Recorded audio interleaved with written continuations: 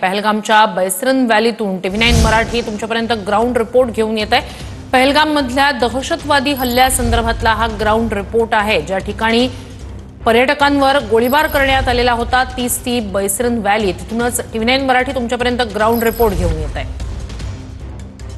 पहलगाममध्ये जो गोळीबार झालेला होता, त्या गोळीबारानंतर एक वेदनादायी व्हिडिओ सोशल मीडियावर व्हायरल झालेला होता।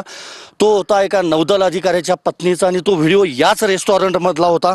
26 वर्षीय नौदलातले अधिकारी लेफ्टनंट विजय नरवाल यांची ज्यावेळा गोळ्या झाडून हत्या केली होती, त्यानंतर त्यांच्या पत्नीनं मदतीसाठी याच रेस्टॉरंटमध्ये येऊन मदत मागितली होती। टाहो फोडलेला होता आणि तो व्हिडिओ आपल्याला माहिती आहे सोशल मीडियावर मोठ्या प्रमाणामध्ये व्हायरल झालेला होता आणि त्या व्हिडिओमध्ये ही कचरापेटी देखील आपल्याला दिसते। याच भागामध्ये तिने खरं तर जो टाहो आहे तो फोडलेला होता।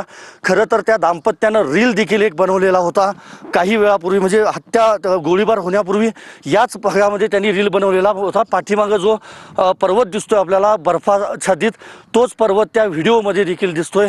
त्यामुळे ह्या ज्या आठवणी आहेत त्या आजही या जागेवर आहेत आणि महत्त्वाचं हेच आहे की कर्नल नरवाल यांना खरं तर भावपूर्ण श्रद्धांजली।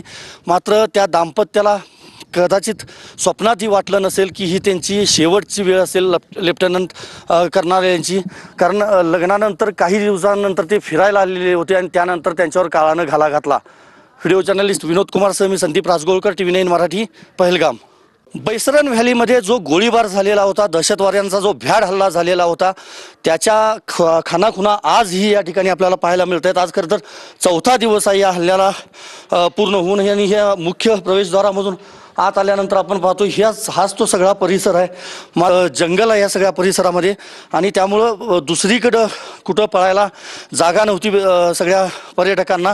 त्यामुळे ज्या वेळेला प्रत्यक्ष या ठिकाणी गोळीबार झाला, बेछूट जो गोळीबार झाला, त्यानंतर याच गेटमधून सगळे जे पर्यटक आहेत ते या समोरच्या दिशेनं खरं तर पळून गेले आणि वाट मिळेल त्या पद्धतीनं लहान मुलं असतील, महिला असतील, वयोवृद्ध पर्यटक असतील, हे सगळेजण गेले। स्थानिकांनी त्यांना नक्कीच मदत केली। काही जणांनी त्यांना घोड्यावरून नेलं, काही जणांनी अक्षरशः पाठीवरून नेलं, तर काही जणांना चालवत देखील नेलं आणि अनेकांनी आपला म्हणजे जीव वाचवायचा जो आहे प्रयत्न आहे तो देखील केला। व्हिडिओ जर्नलिस्ट विनोद कुमारसह मी संदीप राजगोळकर, TV9 मराठी, पहलगाम। संपूर्ण देशाला हादरवून टाकणारा पहलगाममधला दहशतवादी जो हल्ला ज्या ठिकाणी झाला त्या ठिकाणी अखेर TV9 मराठी म्हणजे आम्ही पोहोचलेलो आहे।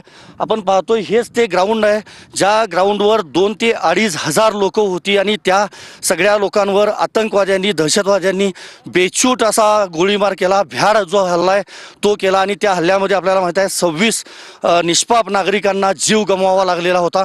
हाच तो सगळा परिसर आहे ज्या ठिकाणी हा गोळीबार झाला होता। त्याच्या खानाखुणा आपण पाहतोय आजही या ठिकाणी पाहायला मिळत आहेत आणि समोर आपण पाहतोय लहान मुलांना खेळण्याचं ठिकाण आहे। त्या ठिकाणी अनेक मुलं जी आहेत ती खेळत होती, बागडत होती।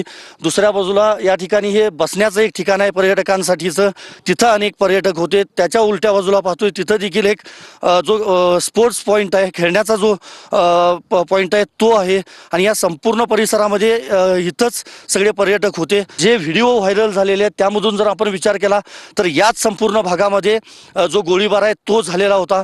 दहशतवादी नेमके कुठल्या भागातून आले हे मात्र अजूनही स्पष्ट झालेलं नाही।